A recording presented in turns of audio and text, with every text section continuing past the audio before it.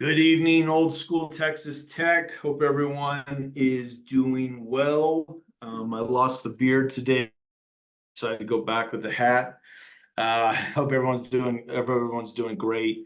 We've got just a couple hours, just a little over 2 hours till Texas Tech and Oklahoma State tip off up in Stillwater.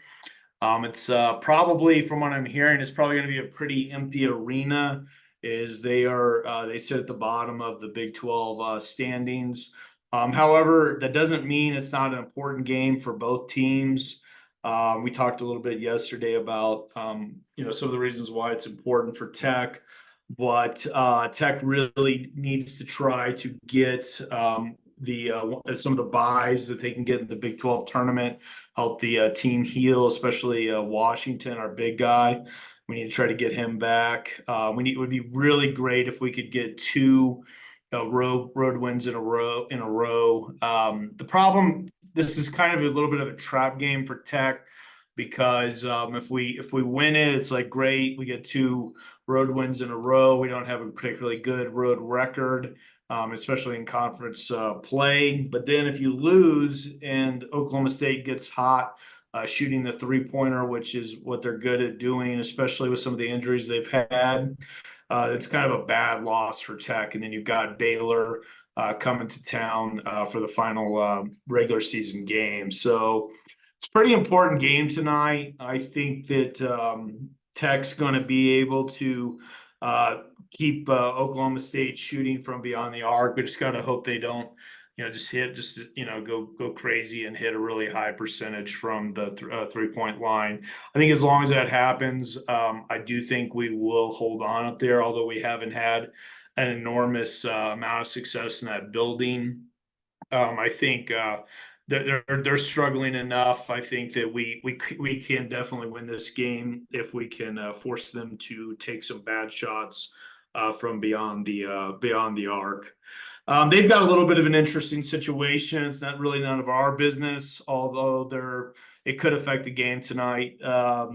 Mike Boynton, their head coach, who I think most people who follow Big 12 basketball kind of realize he got a raw deal when they were banned from participating in postseason play a few years ago. They really weren't doing anything that anybody else in the conference wasn't also doing. I think most people realize that, even those of us who are rivals with Oklahoma State. It's a proud program. Made a Final Four at least one in my lifetime that I can remember. They always seem to be in the mix until recently, but just haven't really gotten it together. His conference record's not good.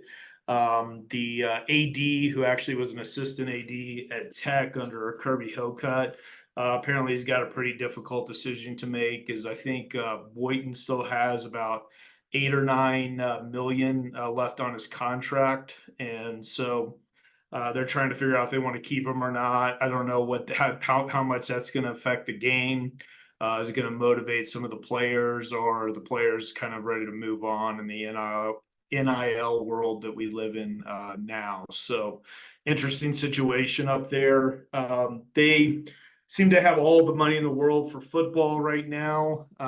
Although, I don't know that they're anywhere ahead of us because we're doing well with NIL also. But with football, they seem to have plenty of funds.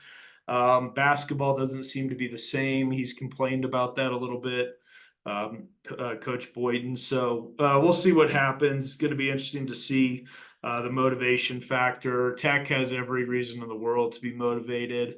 How motivated is Oklahoma State going to be in an empty arena?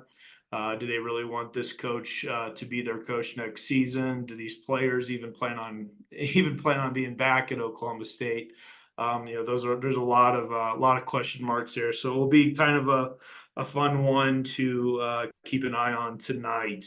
Finally found the post-game press conference with Coach Gerlich. I've been kind of wanting to hear what she has to say going into the Big 12 tournament. I don't know if we're going to get like a formal press conference from her before they start playing on Thursday, but I like what she had to say. I think her demeanor's great. I mean, I can't believe how well she, how composed she is after 9 straight losses. Definitely not the season that they expected by any means. So it's going to be interesting to see if they can do anything in the Big 12 tournament. Houston's one of the teams that they did defeat this year in conference play. So it'd be interesting if they could get going and maybe win one or two, something like that. I don't know if I have any expectations beyond that. Second one alone would be against Baylor, which would be really tough, even on a neutral site. So, but for everything I'm hearing on her is that she's perfectly fine. She's under contract through next season, I believe. So I don't think there's any danger of her going anywhere anytime soon. So anyway, just that was kind of had some random thoughts this Tuesday night. Hope everyone enjoys the game. And I don't know, I may start to make this a habit. I think it was about 6 o'clock last night. I may be back on tomorrow night, as there's all sorts of stuff going on in Raiderland and in and around Tech Sports. All the best, everyone. Have a good night. Enjoy the game.